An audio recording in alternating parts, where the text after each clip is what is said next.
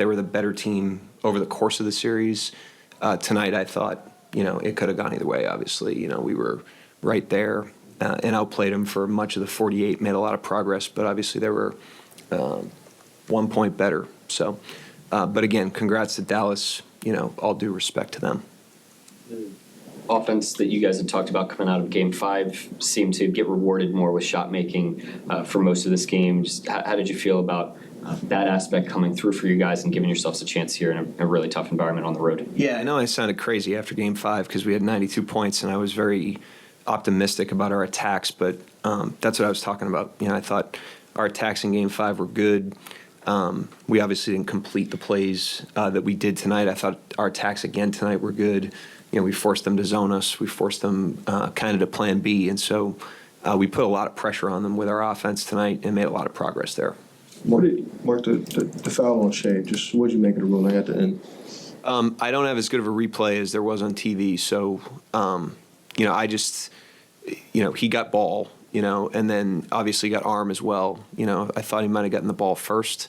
And just in that situation, even without leaving myself a timeout, I thought any chance that we could take points off the board and reverse that call would be worth the risk. So that's why I went and got it. You went double big late, kind of with the season on the line. I guess what motivated you to do that? Trying to help out on the glass specifically. I just thought even not just on the glass, they were finding the bigs on some of the dump downs and just trying to get more like cumulative size on the floor.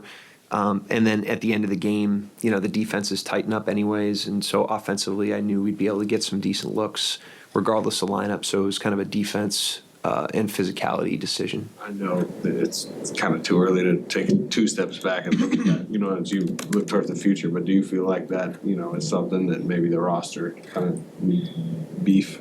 No, I'm not going to make commentary on the roster. I mean, clearly our roster was good enough this year to win a lot of games and be the 1 seed in a really tough conference.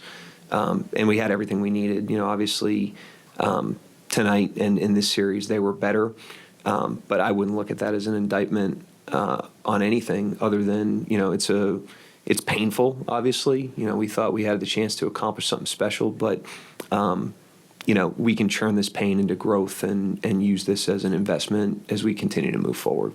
Mark, are you just satisfied with the way you guys force, players like Derrick Jones and P.J. Watson to just beat you over the course of the series?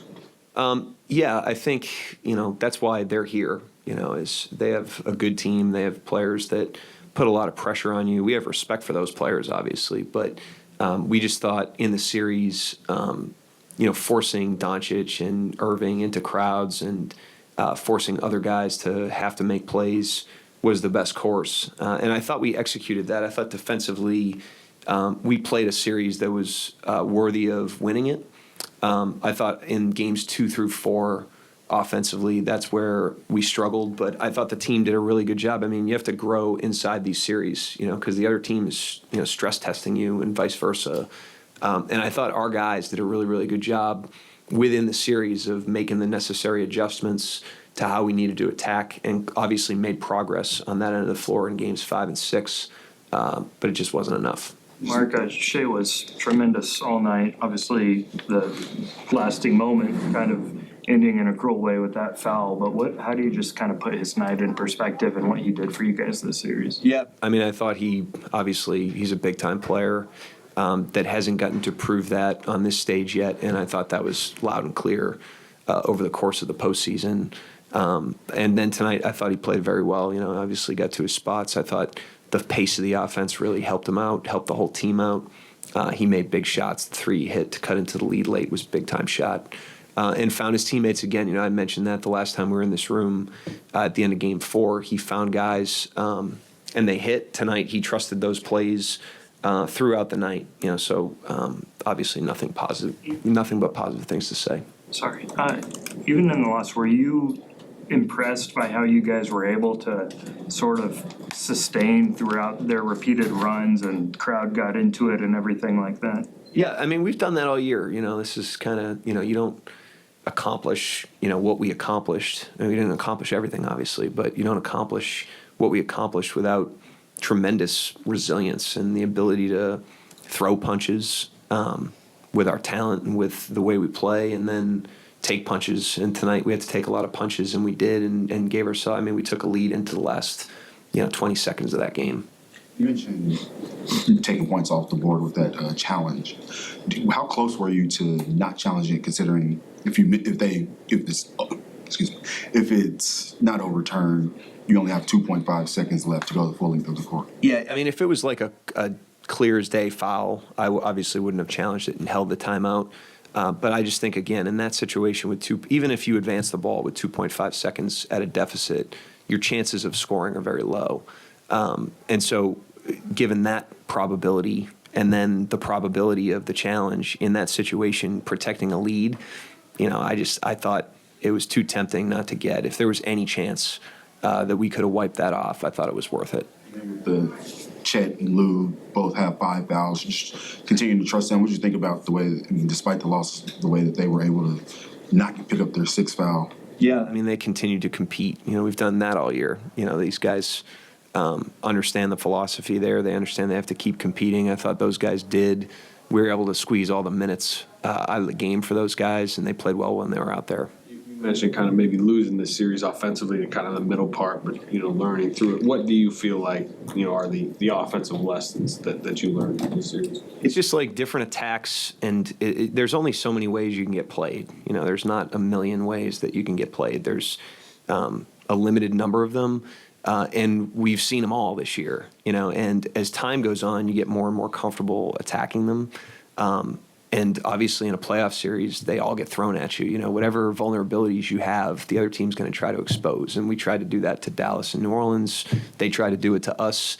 And that's how you learn, as a team. It's painful, obviously, to lose a series. But that's how you learn as a team, is you go through these things. And you've seen it now.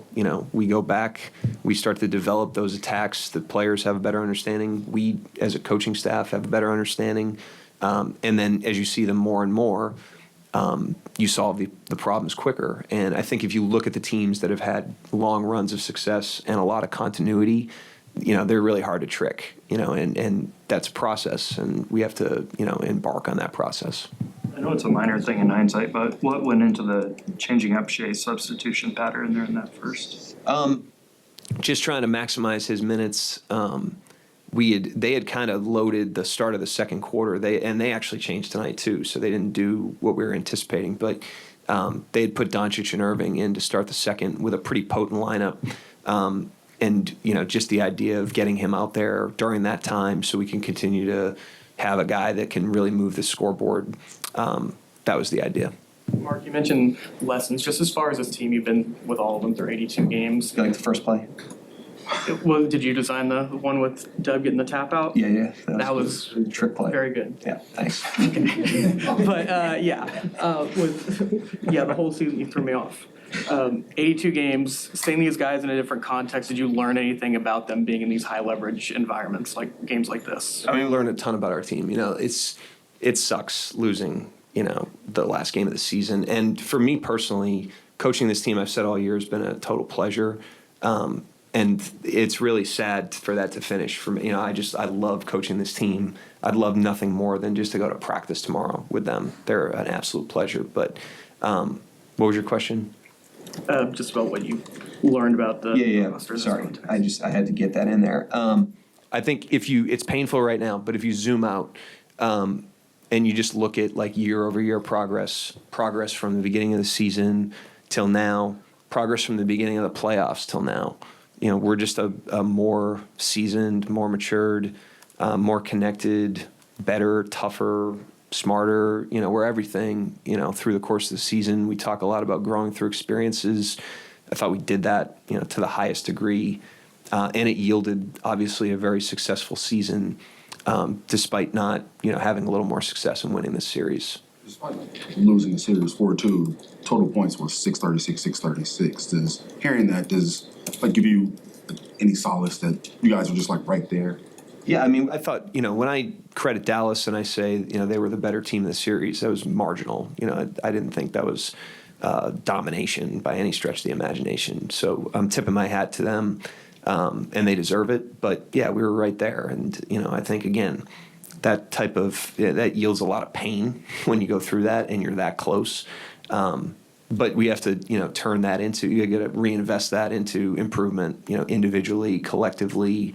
And that's, if you look at any great team, any great player, that's what happens over time. They stumble in these situations. It's very painful, but they learn, they reevaluate, they grow, and they get stronger through these experiences. And that's our challenge now. Mark, I'm just Last curious, one for Coach. with such a young team, how do you think they're handling this kind of, defeat and knowing the season's over at this point? Yeah, I think the age of the team is so tangible. So people drive to that a lot, but they're handling it like any team would. I mean, this is an ambitious team, and it's a competitive team, and it's a connected team, regardless of age. This team has qualities of great teams. And one of those qualities is, very pain, a lot of pain when you lose. So that's a locker room that's feeling it right now, as it should be, because we laid it all out there in the series and in the game tonight. But that has nothing to do with age. That's just, these guys are competitors, and they've competed together all year. They competed together tonight. Thank you, Coach. Thank you, guys. Yep. Thanks, Mark.